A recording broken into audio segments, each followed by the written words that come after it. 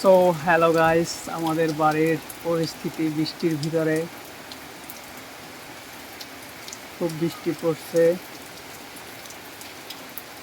বাড়ির অবস্থা কাদা কাদা হয়ে গেছে।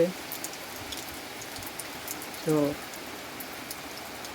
বৃষ্টির দিনে আমাদের বাড়ির অবস্থা খুবই বেহাল।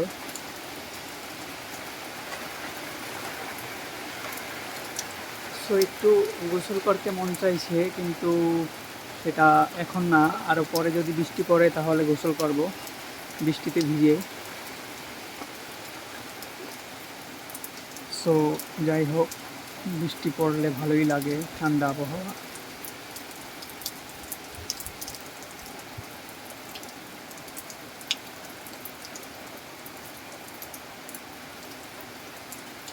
এই মাঝে বিদ্যুৎ নেই, কারণ গ্রামে বৃষ্টি পড়লেই বিদ্যুৎ চলে যায়।